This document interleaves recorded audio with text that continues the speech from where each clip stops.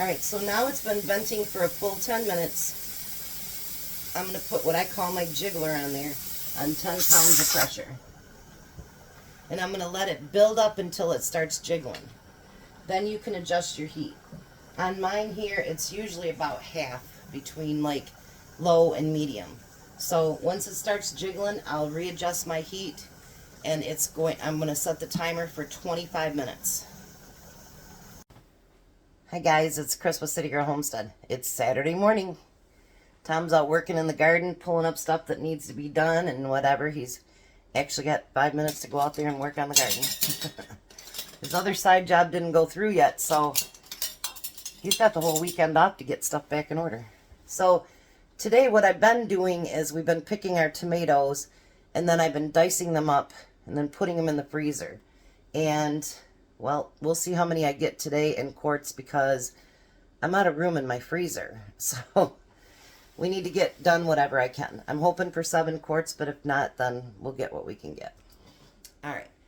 So the first thing I'm going to do is I'm going to go around, and I'm only going to do 4 jars at first because I want to make sure that I have enough to do all of them.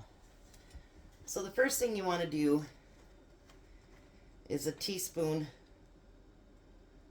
of lemon juice in each jar. And yes, this does have to do with the acidity level with your tomatoes.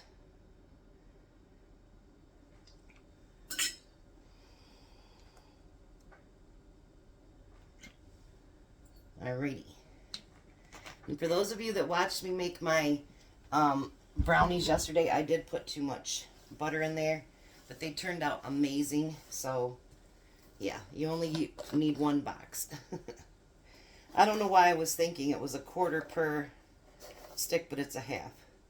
So then you want a 1/2 teaspoon of salt in each one.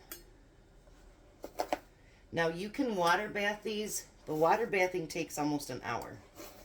Where if you pressure cook them, they're only 25 minutes, whether you do pints or quarts. So I like the lesser amount of time. And I'm going to do something that's not USDA blah blah blah today. I'm going to start reusing some of my old lids because I've got hundreds of them. And I'm running low on my regular lids. So you're going to fill your quart jars up to the 1-inch head space.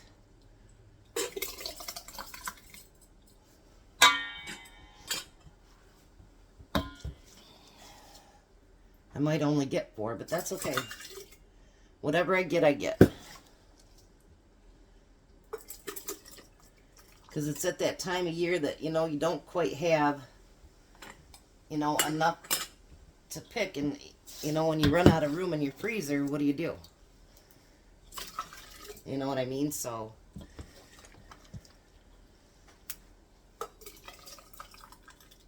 you don't want to lose any of them either. Tom's like, I found 1 more, but I think it's going to be a slicer for tonight's dinner. So,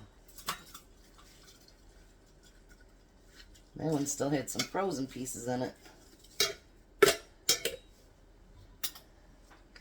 I might be able to get 5, but we'll see. After I poke these down. So now you want to make sure that you debubble everything. Because air can get in there, even though it seems like it's mostly liquid. Air can get trapped in there, and you don't want air trapped in there.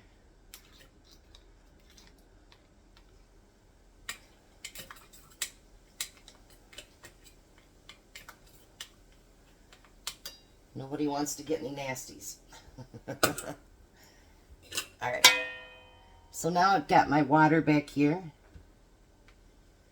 And I'm going to clean up every single one of the rims. And the rims, remember, not only are you cleaning them, but you're checking for chips, anything like that, because if it's got a chip in it, it will not seal. So now I'm going to put my lids on them.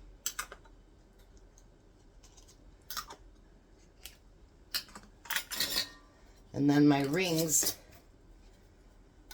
just fingertip tight. Everything in here is cold, cold, and my water is cold as well.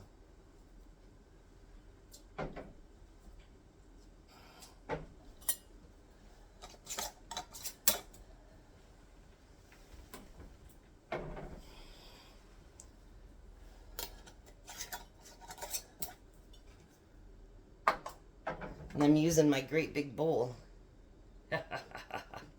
Alright, let me finish canning up what I can and then I'll be right back. Alright, so there's the finished tomatoes. We got 5 quarts, a pint and a half pint.